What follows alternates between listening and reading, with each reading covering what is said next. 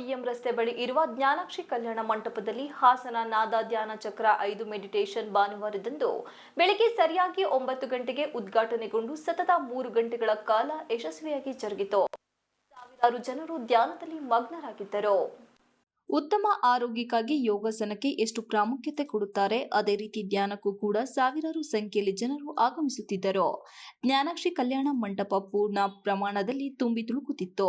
ಎಲ್ಲೆಲ್ಲಿ ಸ್ಥಳವಿಲ್ಲದೆ ಅಲ್ಲಿ ಧ್ಯಾನಕ್ಕೆ ಕುಳಿತಿರುವುದು ಕಂಡು ಬಂದಿತ್ತು. ಮೊದಲು ಈ ಕಾರ್ಯಕ್ರಮವನ್ನು ಜ್ಯೋತಿ ಬೆಳಗುವುದರ ಮೂಲಕ ಧ್ಯಾನಕ್ಕೆ ಚಾಲನೆ ಕೊಟ್ಟರು. ನಂತರ ಕೆಲ ಸಮಯದಲ್ಲೇ ಕೊಳಲು ವಾದನ ವೀಣೆಯನ್ನು ನುಡಿಸುವ ಮೂಲಕ ಧ್ಯಾನವು ಆರಂಭವಾಯಿತು. ಇದೇ ವೇಳೆ ಮೆಡಿಟೇಷನ್ ಕೋಚರ್ ಅಯ್ಯಪ್ಪ ಪಿಂಡಿ ಉದ್ದೇಶಿಸಿ ಮಾತನಾಡುತ್ತಾ ಧ್ಯಾನ ಎಂಬುದು ಹೆಚ್ಚಾಗಬೇಕು. ಈ ನಿಟ್ಟಿನಲ್ಲಿ ನಾವು ಕಳೆದ 10 ದಿನಗಳಿಂದಲೂ ಹಾಸನದಲ್ಲಿ ಓಡಾಡಿದಾಗ ನಮಗೆ ಕೇಳಿ ಬಂದಿದ್ದು ನಮಗೂ ಧ್ಯಾನ ಬೇಕು ಎನ್ನುವ ಮಾತು. ಧ್ಯಾನದಲ್ಲಿ ಕರ್ನಾಟಕ ನಂಬರ್ 1 ಆಗಬೇಕು. ಪ್ರತಿ ಜಿಲ್ಲೆಯಲ್ಲೂ ಧ್ಯಾನ ಆದಾಗ ಮಾತ್ರ ಸಮಾಜದಲ್ಲಿ ಒಂದು ಬದಲಾವಣೆ ಕಾಣಬಹುದು. ಒತ್ತಡ ಹೋಗಲಾಡಿಸಲು ಧ್ಯಾನ ಎಂಬುದು ಬಹಳ ಮುಖ್ಯ. ಎಷ್ಟು ಮೆಡಿಟೇಷನ್ ರಿಸರ್ಚ್ ಸೈಂಟಿಸ್ಟ್ ಆಗಲಿ ಮೆಡಿಟೇಷನ್ ಮಾಡಬೇಕು ಎಂದು ಹೇಳುತ್ತಾರೆ ಎಂದರು. ಕಳೆದ 25 ವರ್ಷದಿಂದ ಸಿಂಪಲ್ ಮೆಡಿಟೇಷನ್ ಮಾಡುತ್ತಿದ್ದು ಇದು ಉಸಿರು ಮೇಲೆ ಗಮನವಿರುತ್ತದೆ. ನಮ್ಮ ಗುರುಗಳು ಹೇಳಿದ ಹಾಗೆ ಉಚಿತವಾಗಿ ಈ ಧ್ಯಾನವನ್ನು ಹೇಳಿಕೊಡಲಾಗುತ್ತಿದೆ.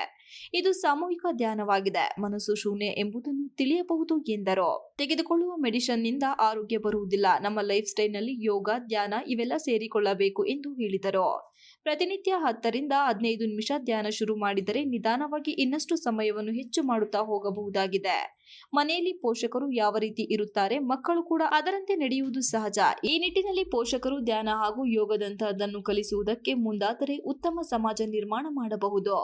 ಧ್ಯಾನ ಮತ್ತು ಯೋಗಕ್ಕೆ ವಯಸ್ಸಿನ ಅಂತರವಿಲ್ಲವೆಂದು ಹೇಳಿದರು.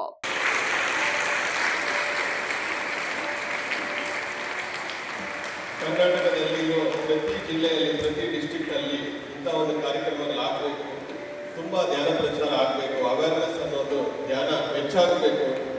ಈ ಹಾಸನ ಪಟ್ಟಣದಲ್ಲಿ ಸುಮಾರು 40 ದಿವಸ ಓಡಾಡಿ ಎಲ್ಲ ಕಡೆನೂ ನಾವು ಧ್ಯಾನ ಪ್ರಚಾರ ಮಾಡಿದರೆ ಪ್ರತಿಯೊಬ್ಬರು ಒಂದೇ ಹೇಳ್ತಾ ಇದ್ದಾರೆ, ನಮಗೂ ಧ್ಯಾನ ಬೇಕು ಅಂತ ಕೇಳ್ತಾ ಇದ್ದಾರೆ.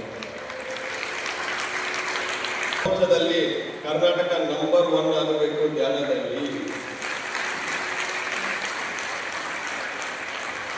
ಪ್ರತಿ ಜಿಲ್ಲೆಯಲ್ಲಿ ಪ್ರತಿ ಹಳ್ಳಿಯಲ್ಲಿ ಪ್ರತಿಯೊಬ್ಬರು ಧ್ಯಾನಿಗಳಾಗಬೇಕು. ಅವಾಗ ಮಾತ್ರನೇ ಬದಲಾವಣೆ ಅನ್ನೋದು ಭೂಮಿಗೆ ಬರುತ್ತೆ.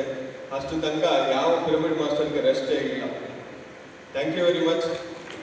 ತುಂಬ ಖುಷಿ ಆಗ್ತಾ ಇದೆ ನಿಮ್ಮನ್ನೆಲ್ಲ ನೋಡಿ. ಧ್ಯಾನ ಶುರು ಮಾಡೋಣ. Coordinator Mamata, Swamigowda, rotary club of central Hassan ಸದಸ್ಯ ರಮೇಶ್, ಬೊಮ್ಮೇಗೌಡ, ಪ್ರಕಾಶ್, ವಕೀಲ ಎಂ ಸುಮಾ ಸೇರಿದಂತೆ ಇತರರು ಉಪಸ್ಥಿತರಿದ್ದರು. Srinivas, TV 46 Malenadu news, Hassan.